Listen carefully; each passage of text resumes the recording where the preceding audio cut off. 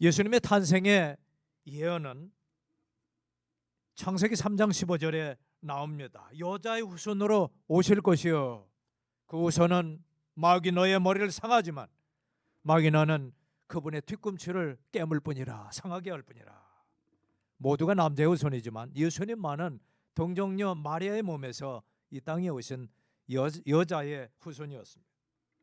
이사야 9장 6절은 평강의 왕으로 저 하늘의 모든 권세를 가진 전능한 왕으로 이 땅에 오셔서 온 우주와 역사와 우리 인생들을 다스릴 왕으로 오실 것을 보여주셨는데 바로 예수 그리스도, 주 예수 그리스도입니다. 그분은 만물의 주인이시요 우리 영혼들을 자기 백성에서 살리시는 예수님이시요 그리고 기름 부음을 받은 그리스도 왕으로 오신 것입니다. 미가서 5장 2절에는 예수님이 이 땅에 오실 그 지명과 동네도 예언했는데 에브라다 베들레헴아 내가 작지 아니하도다. 시골 이름 없는 촌동네지만 온 땅을 다스릴 만왕의 왕 메시아가 이 땅에 오실 것이라. 그래서 헤롯이 동방의 지혜자 박사들이 와서 이 땅에 왕으로 오신 그리스도가 어디 있습니까? 했을 때 선지자들을 불러다가 그것을 알고 보니까 알아도 믿지 않고 준비를 못한 그 헤롯의 그 밑에 보좌관들이었습니다. 유대 땅 베들레헴에 탄생한다고 되는 줄 알아요. 베들레헴, 베드는 집이고 레헴은 떡이란 뜻이에요. 떡집이라. 생명의 떡이 되신 예수님의 떡집에 오신 것입니다. 사실상 예수님이 12월 25일 오시지는 않았습니다. 오신 날은 분명하지만은 오신 것은 분명하지만 이때 아이를 낳고 그 해산 할 데가 없어가지고 또 말에 채일까봐 말 밥통에다가 뉘어가지고 그 예수님을 본 그 참 그때는 아이를 낳고 산모가 조리할 그 시기가 아닙니다. 그래서 이것은 예수님의 탄생을 잘못 짚은 날입니다. 아마도 역사적으로 그리고 1년의 시기적으로 4월 에이프릴 아니면 메이 그 4월 수준이 아닌가. 그 날짜는 정확하지 않습니다. 태양력, 태음력 그리고 이스라엘의 종교력 여러 가지가 다 다르기 때문에 그러합니다. 그러나 처음에 오신 예수님 이후에 다시 세컨드 커밍 제저스 다시 오시는 예수님 두 번째 오시는 주님의 이 땅에 오셔서 우리의 삶을 돌아보시고 지난날의 삶이 어떠한지 평가를 해 주실 것입니다. 그리스도의 다시 오심 예수님의 재림을 말합니다. 언제쯤 그분이 오실까요? 밤이 끝나고 낮이 시작되는 그 시각을 어떻게 분별할 수 있을까요? 랍비 제자 중에 한 사람이 물었습니다. 그때 이 선생은 멀리서 개와 양이 다가오는 걸 구별할 때 그때가 동이 트는 시기고 그때가 이제 밝아오는 시기죠. 무화과와 포도농쿨을 구별할 때 그때가 아닌가요? 제자들은 그렇게 서로 궁금해하면서 이야기를 했습니다. 랍비는 고개를 저으면서 그러나 그것은 정확한 답이 될 수가 없다. 제자들은 궁금했습니다. 문답법으로 가르칩니다. 궁금해서 묻지 않으면 가르치질 않습니다. 아이들이 물을 때 진정으로 배움의 자세가 돼 있지 않습니다. 묻기 전엔 가르치지 않는 부모의 인내도 필요합니다. 식욕에 욕구가 없는데 먹으라고 하면 그것은 아주 고역입니다. 그래서 먹지 않을 땐 한 끼 정도 굶기는 것도 식욕을 돋구는 방법입니다. 그러자 현명한 랍비는 다음과 같이 말했습니다.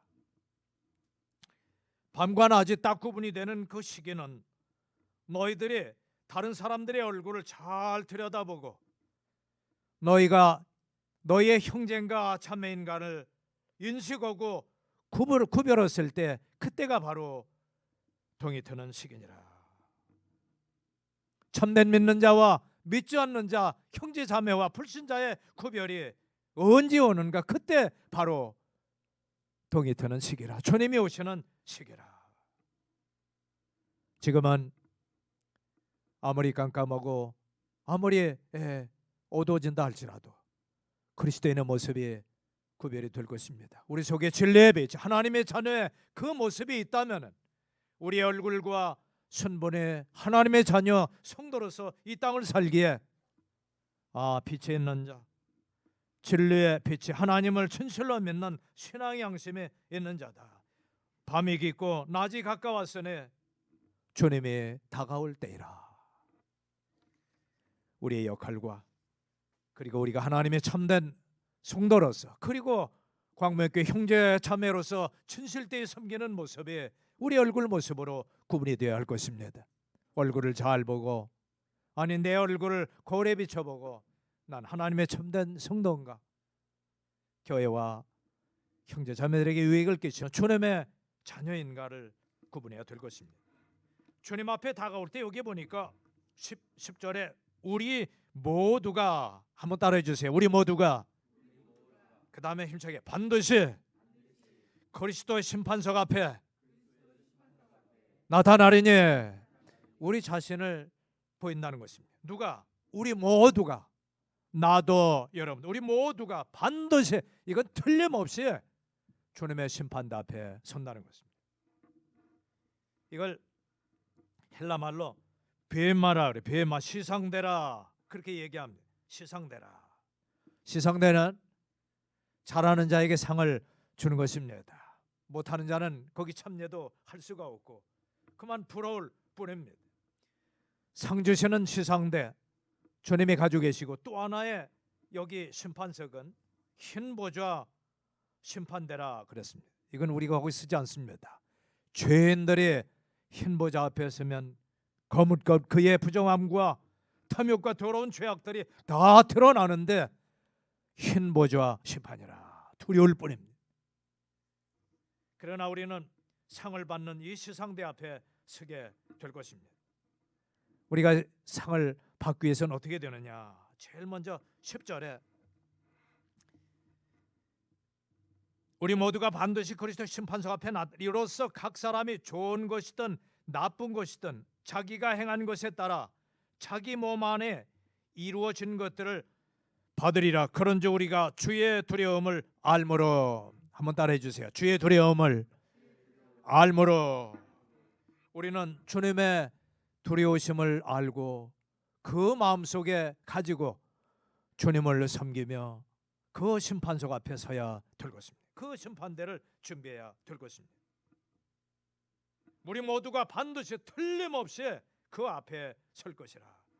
잘한 것 못한 것 선악간에 하나님의 심판하실 터인데 로마서에 보니까 각인이 그 심판석 앞에 서서 각인이 직거리라. 하나님 앞에 저는 이렇게 살았습니다. 이런 선한 일과 이런 옳지 못한 일을 했습니다. 그 자기가 하나님 앞에 숨겨진 일, 드러난 일들을 직거리라. 한번 따라해 주세요. 직거리라. 저와 여러분이 직접 고하게 된다는. 그러니 우리가 주님을 섬기다가 구원받고 그냥 천국에 왔구나, 우리가 아무 일 없이 한 것도 없이 온다면은 참 부끄러워요. 구원받은 뒤에 내가 주님을 위해 뭔가 한 가지, 주님을 위해 수고하며 교회와 성도들을 위해 봉사한 것 한 가지 있습니다. 그 한 가지를 주님 앞에 당당히 말할 수 있는 그런 섬김과 봉사의 사람들이 되어주시기 바랍니다. 그 내년도에는 다른 거 다 못해도 한 가지 재준이 있어야 된다 그랬죠. 일은 일사역. 내가 주님을 위해 또 교회 부흥 발전을 위해 뭔가 한 가지 하겠습니다. 다 못해도 기도를 열심히 하겠습니다. 제가 뭔가 봉사합니다. 제가 청소 잘하겠습니다. 식사당번 잘합니다. 정리전 정돈 잘하겠습니다. 교사하겠습니다. 신방하겠습니다. 뭔가 한 가지 주님을 위해서 일하는 주님의 일꾼들이 꼭 되어 주시기 바랍니다. 그래야 주님 앞에 손을 내밀고 상을 받을 때 부끄러움 없이 자기가 행한 것에 따라 자기 몸 안에서 이루어진 것들을 받으리라. 몸 안에서 행한 것들을 받으리라. 어떤 것들이 있나요? 내 몸속에서 내 속사람이 주님을 어떻게 섬겼나요? 나의 매 되신 하나님, 내가 주님을 사랑합니다. 오늘 헌금 시간에 나의 사랑 드리니 주님 받아주세요 하면서 우리 김철 형제가 주님 앞에 드리는 거 이제 배수가 10배, 그 다음에 30배 또 했었나요? 100배 또 하나님 앞에 얘기했나요? 1000배 하고, 우리 정 집사님은 아유 목사님 우리 집에 와서 기도 오실 때 10배 100배까지 오셨는데 왜 10,000배로는 얘기를 안 하셨습니까? 그러셨어요. 은행이 요즘 저금 해봐야 1년에 6% 주나요? 많이 주는데 6% 줘. 이게 좀 떨어질 판인데 10% 준다 그러면은 너도 나도 인터넷으로 다 저금해. 강원도 어느 한 농협에서 한 10% 준다 그랬더니 이걸 인터넷으로 접수를 받았는데 한 시간에 2,000명이 그만 접수에 마감이 돼 버렸어요. 아, 지점장이 딱 알고 아이고 10%를 주면 우리 남는 게 예금하고 대출이 그 예대 마진 차이를 얘기를 하거든요. 예대 마진. 그래서 정기예금은 6% 주고 예금을 받고, 그 다음에 대출은 8% 해주면 2% 가지고 운영하고 직원들 봉급을 줘야 되는데 10% 준다고 했으니 이제 손해, 자기하고 자본금이 다 삭감될 판인데 큰일 났어요. 전화를 해가지고 아유 고객님 우리 직원이 실수로 잘못 올렸는데 아마 뭔가 착각을 해가지고 잘못 올렸나 본데 서면으로 접수해야 할 걸 인터넷으로 그만 비대면으로 접수하는 바람에 큰일 났습니다. 대출한 것도 7, 8%밖에 되지는 않는데 제발 좀 해약해 주십시오. 10%, 10%. 10%는 한 배도 안 되는 겁니다. 근데 우리가 주님을 위해 섬기면 30배, 60배, 100배로 해주는 건 하나님 앞에 오늘 말씀해 보니까 잘 섬기면은 30배, 60, 100배로도 하나님이 채워주신다는 거예요. 엄청난 거예요. 엄청난 거예요. 정집사님의 간절한 큰 믿음이면 하나님이 10,000배로 주실 터인데 우리 인생의 삶을 아주 결산해 보면 아마 우리가 태어날 때 아무것도 빈손으로 가져온 것이 없는데 나중에 하늘나라 갈 때 딱 결산해 보면 아마 수만 배로 채워 주실 줄로 믿습니다. 다 남는 거예요. 다 남는. 우리가 하나님의 심판석 앞에서 칭찬과 상급을 받을 터인데 어떻게 해야 하나님이 받아주시는 자, 기뻐 여기는 자, 풍성히 보상하시고 채워주는 자로 될 수 있을까? 하나님을 기쁘시게, 부모님을 기쁘시게 하면 아까운 것이 뭐 없어요. 아유 저놈 자식들 말만 잘 들면 내가 이게 참 주려고 하는 마음 이걸 속을 모르네. 어머 그러면서 부모들이 안타까운 그 심정을 가지고 있는데 우리가 하나님을 기쁘시게 하면 그 하늘의 아버지가 우리에게 놀라운 것으로 채워 주실 줄로 믿습니다. 어떤 것들이 하나님을 기쁘시게 하는 걸까? 성도들이 죄와 악한 것에서 분리된 생활이. 자 한번 따라해주세요. 분리된 생활. 자 그래서 난 하나님의 자녀야. 성도와 살아갈 방법이 있어. 주님의 백성과 신앙의 습관이 있어. 주일날은 하나님 앞에 나가 예배 드리고, 그리고 주님이 채워주신 것 10배, 30배, 100배로 주신 것 주님이 주셔야 되겠기에 또 주님 앞에 일부를 돌려드리는 게 분리되고 구별된 예물이라. 그래서 하나님이 이것을 거룩한 성별이라 그러셨어요. 성별됨이라. 그걸 거룩함으로 인정해 주시는 것입니다. 하나님의 자녀들이 하나님께 자신의 몸을 드리는 것, 이걸 우리가 봉사라 그래요. 헌신의 생활, 내 자신을 드립니다. 세 번째는 부모에게 순종하는 자녀들이 하나님을 기쁘시게. 에베소 6장엔 자녀들아 주 안에, 한번 따라해 주세요. 자녀들아, 자 힘차게 해줘. 주 안에서 너희 부모에게 순종하라. 그 다음 크게 해주세요. 이것이 옳으니라. 이것이 정확하고 하나님의 진리고 올바름이라 그랬어요. 이게 의로움이라. 하나님은 기뻐하시고 그의 자녀에게 상급을 베풀어 주실 것입니다. 세상의 자녀들은 순종해라 그러면 안 해. 이거 이대로 해라 그러면 안 해. 마귀가 유혹하기 때문에 지난날의 죄의 성품에 하나님의 자녀들은 주님의 말씀 따라 순종할 때 하늘의 복을 누릴 줄을 믿습니다. 말씀대로 살면 하나님이 지혜를 주십니다.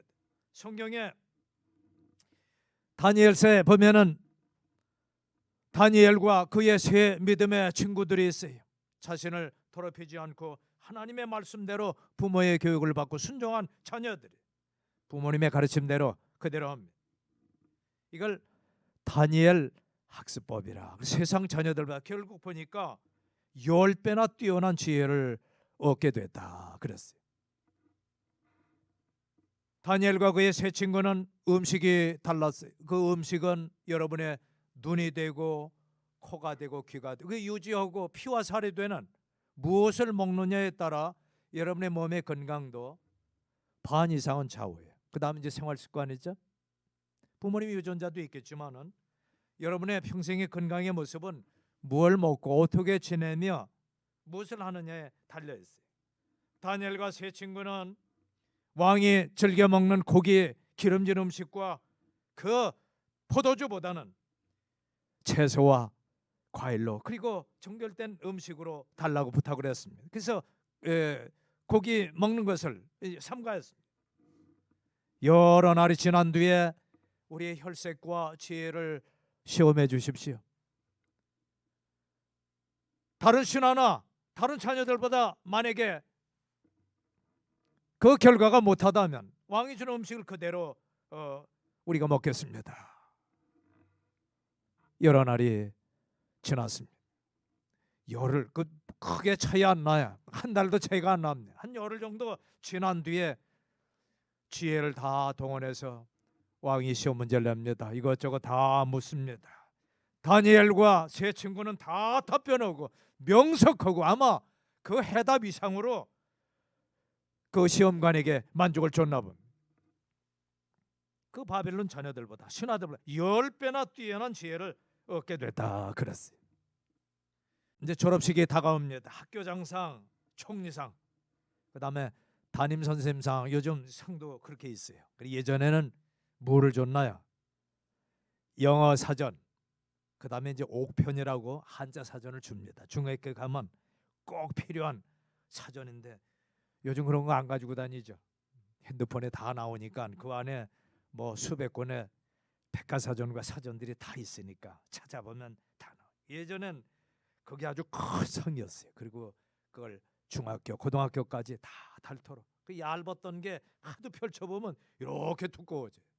그래서 그걸로 공부도 하고 그랬습니다. 그 상을 얻으면은 이것도 열심히 해야 그 우수해야 상을 받습니다. 우리의 삶이 하나님 앞에 열심을 가지고 우리에게 주신 재능을 주님 안에서 잘 개발하면 주님께서 그 섬김을 통해 영광을 받으시고 우리에게 상급을 내려 주실 것입니다. 우리가 이 땅을 사는 동안 하나님을 사랑했습니다. 그 증거가 예배를 드리고 찬양을 드리고 기도를 드렸습니다. 예물을 드리고 수고와 봉사를 하나님 앞에 드렸습니다. 나에게 상을 주신다는 주님의 심판석 앞에 서서 상을 주신다는 이 사실을 믿고 우리는 확신에 차서 그렇게 섬겼습니다. 8절 내가 말하노니 우리가 확신에 차서 원하는 바는 차라리 몸을 떠나 주와 함께 있는 그것이라. 수고하고 몸이 아프고 피곤하고 온 몸이 병들 때 하나님 이 몸을 떠나서 주님 나라에 주님과 함께 서는 것이 소원입니다. 주님 빨리 오시기 바랍니다 하면서 우리는 그렇게 살아갑니다. 그러므로 너희는 가서 모든 민족에게 복음을 전해라. 그에게 잘 가르쳐라. 너희도 섬기고 함께 섬긴다면 우리에게 하나님의 상급으로 칭찬으로 함께 해주실 것입니다.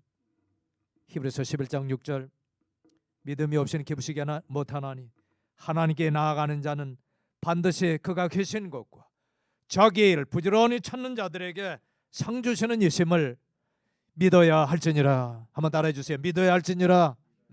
하나님의 상급을 주신다는 그 말씀을 꽉 믿고 우리는 주님을 섬겨야 될 것입니다. 두 번째는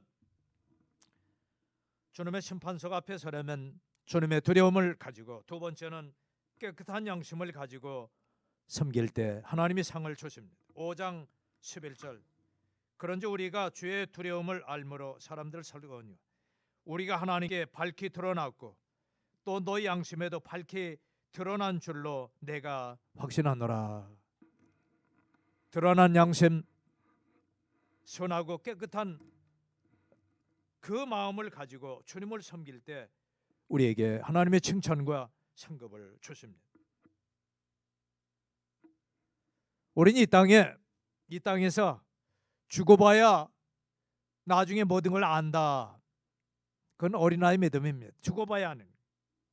이 땅에서도 밝히 압니다. 우리의 삶이 앞으로 어떻게 될지, 내 운명과 그 뒤에는, 죽음 뒤엔 무슨 일이 일어날지 우리는 압니다. 하나님이 받아주시죠.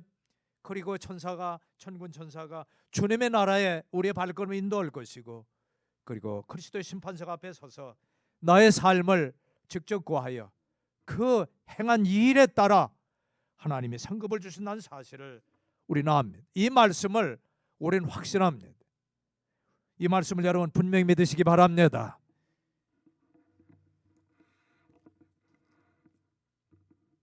우리 마음속에 빛 되신 예수님을 모셨습니다. 우리는 세상에 우리 자신을 감출 수가 없습니다. 여러분, 이 빛은 어둠의 빛이 비치면은 다 드러납니다. 빛은 감출 수가 없습니다. 너희는 어둠을 밝히는 세상의 빛이라, 그렇게 이야기를 했습니다. 죄의 속성은 무엇일까요? 거짓과 마음속의 욕심과 매움과 탐욕들, 그리고 어둠의 일들을 얘기할 때 죄의 속성이라 자꾸 감추어요. 자꾸 숨습니다. 그러나 저희 마음속에는 길이요 진리요 생명이 되신 예수님께서 내 마음속에 계시기에 우리 자신을 감출 수가 없어요. 선한 양심은 다 드러납니다. 내 생활 가운데 하나님이 기뻐하시는 그 모습은 항상 기뻐하라. 너희가 항상 주를 기뻐하라. 내가 다시 말하노니 기뻐하라. 너희 마음속의 평강을 모든 이가 알게 하라. 마음속에 불안하고 근심이 있으면 기뻐할 수가 없어요. 너희가 항상 주를 기뻐하라. 너희 자신을 바라보지 말고 주님을 기뻐하라. 어려움과 역경에서 건져주시고 피할 길을 주시고 능히 감당케 하시는 주를 기뻐하라. 한번 따라해 주세요. 주를 기뻐하라. 항상 주를 기뻐하라 그랬어요. 밤이고 낮이고 여러분 삶에 기쁨과 만족이 있길 바랍니다. 주님을 바라보고 믿음의 주 운전케 하시는 주님을 바라볼 때 내 마음속에 기쁨이 유지되고 그 즐거움이 간직될 줄 믿습니다. 즐거운 성탄절이 다가옵니다. 우리 자신도 와야 되지만 사랑하는 가족들, 형제들, 또 잊혀진 성도들을 서로 연락해서 주님 집에 함께 오셔서 주님의 탄생을 함께 나눠주시길 바랍니다. 주님의 위대한 일꾼 우린 모디 목사님을 잘 압니다. 그의 청년 시절은 어떠했나요? 8 형제 중에 아들만 8이 낳았어요. 그러니 어머니는 입 하나 던다고 막내 태어난 아들을 저 객지로 일찍 보냈습니다. 잘못 배운 게 없으니 그는 구두 고치는 구두 수선공이 됐습니다. 아주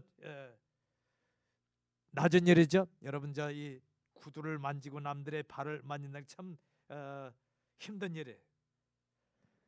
구두를 잘 고치다 보니까 이제는 구두를 제작을 해서 이거 팔았으면 하는 생각이 들어서 구두점을 들어가서 거기에 입사를 했습니다. 성실하고 정직했습니다. 구두 가게 주인이 나이가 차서 그거를 누구에게 넘겨야 될 텐데 가만 보니까 무디가 성실하고 일찍이 와서 구두도 꽉내고 진열도 잘하고 사람들에게 이 구두를 신기려면 이 백화점에서 물건값이 비싼 게 물건값 플러스 거기엔 서비스가 있습니다. 그가 무릎을 꿇고 착 앉아서 그 정성스럽게 발에 신발을 신기고, 그리고 스타일이 난다고 칭찬해주고, 나머지는 칭찬값이. 그러면 기분이 좋아서 지갑을 열고 돈을 씁니다. 이게 백화점의 판매 기술이. 그래서 이런 저 쇼핑센터에 마트 이런 데는 반찬거리 이런 거 사는 데는 빨리빨리 사가지고 손님이 쭉쭉 빠져야 돼요. 좁은 장소에 사람이 꽉 차면 안 돼. 그래서 음악이 신나고 그때는 이게 쿵짝쿵짝쿵짝 오면서, 여러분 저 동네 마트는 빠른 음악이 막 나와요. 빨리 사서 빨리 빠지라는 얘기. 백화점은 돈이 많고 여유가 있기 때문에 이것저것 다 둘러보고 판매 욕구가 생겨서 충동 구매를 하라고 시냇물하고 그 이강물이 흐르는 듯한 이런 음악이 천천히 은은하게 울려 퍼집니다.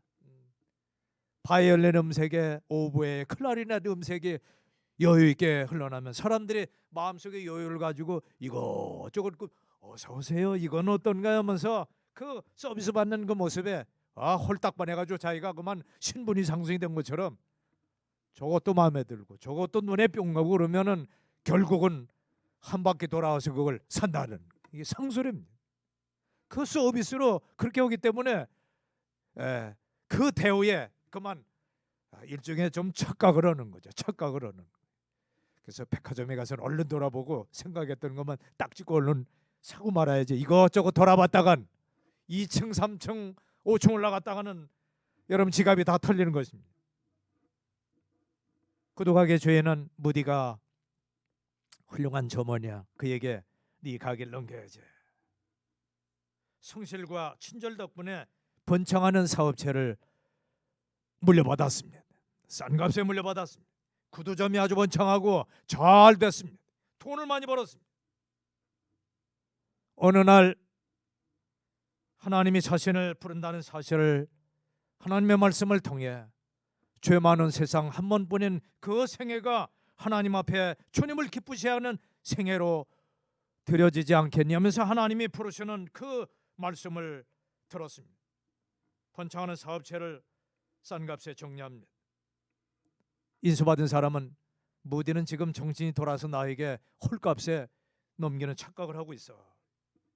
시간이 지난 뒤에 무디의 선택은 현명하고 옳았습니다.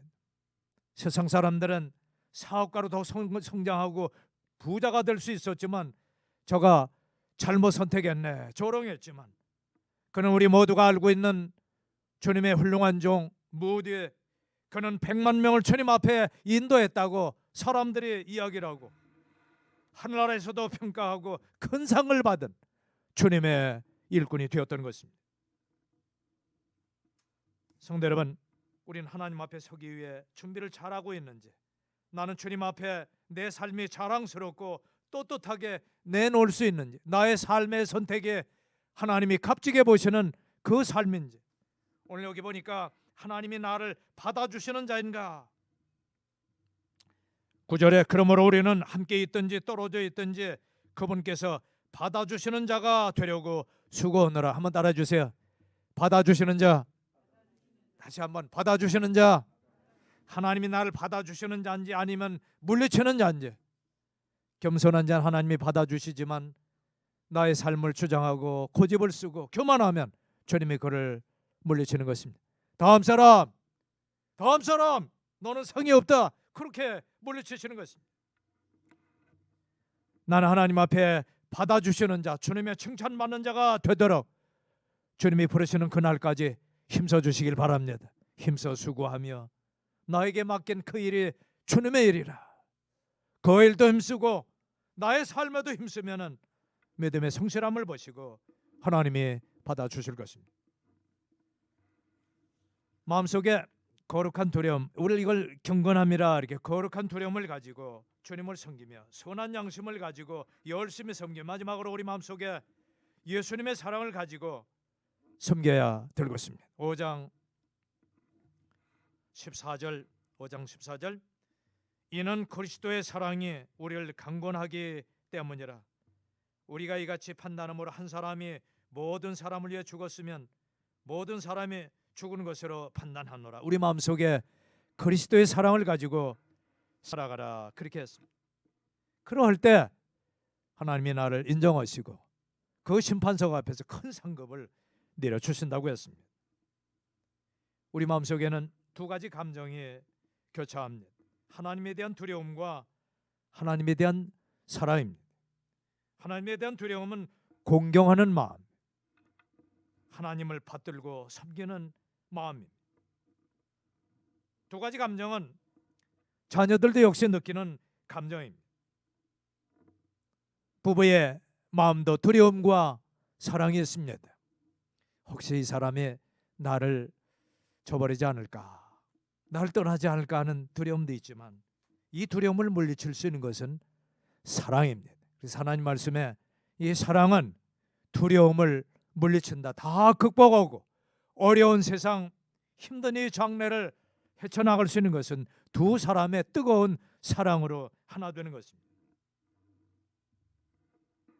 지난날 나는 죄인이었지만 십자가의 원수로 지냈지만 하나님을 등지고 내 욕심을 품고 살았지만 나의 죄를 대신 짊어지시고 모든 죄를 담당하신 예수 그리스도, 십자가를 통해 흰눈보다 더 희게 용서하신 주님의 그 사랑을 가지고 그 사랑을 깨닫고 이 땅을 살아갑니다.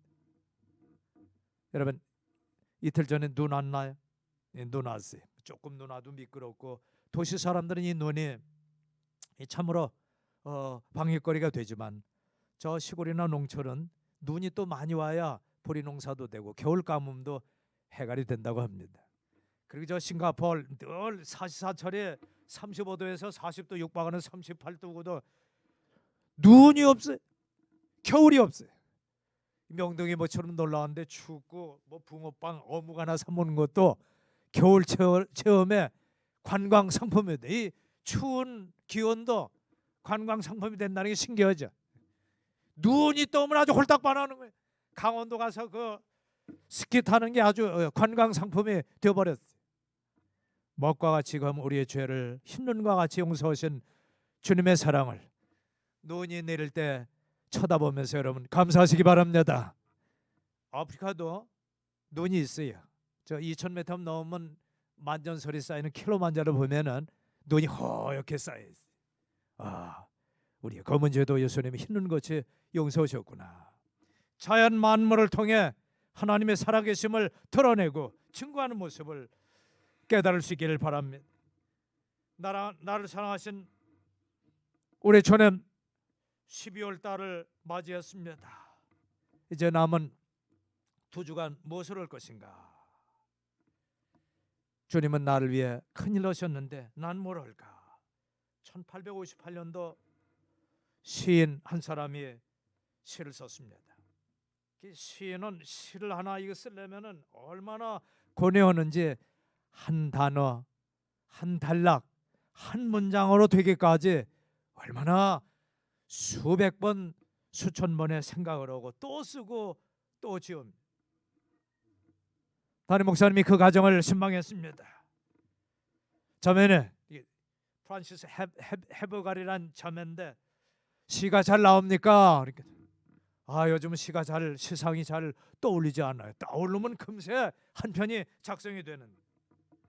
쓰고 또 쓰고 하다가 노트에 쓰고 그 다음에 그냥 구기구기 해가지고 난로에다 탁 던집니다. 그게 구겨진 게 공처럼 돼가지고 턱 맞아도 툭 떨어졌어요.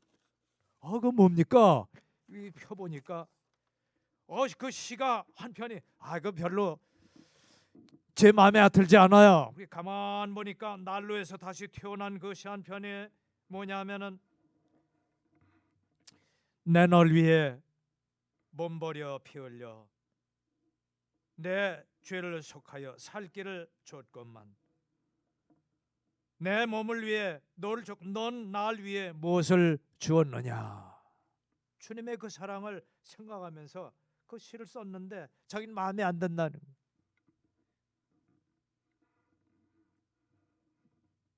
우리 찬송가에도 406장에 있어요. 내 널 위하여 내 몸을 줬구만 넌 날 위해 무엇을 줬느냐. 주님이 나의 생명을 지옥의 형벌에서 건져주기 위해 온 몸과 생명을 주었지만 구원받은 이후에 주님의 심판석 앞에 서기 위해 너희 주님을 위한 사랑과 그리고 믿음의 굳건한 생활과 저 소망을 가지고 하나님의 성급의 약속을 바라보며 내가 주님을 위해 무엇을 했는가? 이 몸은 부서지지만 손으로 짓지 않은 영원한 주님의 천국집을 거저 선물로 공짜로 나에게 분양해 주신다고 약속했는데 그 거할 처소에 가기 위해 내가 주님을 위해 무엇을 했는가? 그것은 바로 죄인들을 주님 앞에 이끌고 그 손을 마주 잡아주는 화해의 사역, 주님의 대사로서 이 땅을 나머지를 살아가야 될 것입니다. 저와 여러분은 주님의 대사가 되기를 주님께서 바라고 계십니다. 5장 20절 다 같이 읽고 마칩니다. 그런즉 결론입니다. 5장의 결론입니다. 주님의 심판석 앞에 서기 위한 우리의 신분과 해야 될 임무입니다. 그런즉 하나님께서 우리를 통해 너희에게 간청하시는 것 같이 이제 우리가 그리스도를 위한 대사가 되어 그리스도를 대신하여 너희에게 간구하노니 너희는 하나님과 화해하라. 내가 일찍이 하나님과 내 사이에 죄악의 그 온수된 담을 헐었으니 화해했어. 이제는 세상 사람들의 영혼을 주님 앞에 그 손길을 마주 잡아 주님의 손을 잡아주는 화해 사역, 그리스도의 대사의 사역을 이어주시기 바랍니다. 기도하십시다.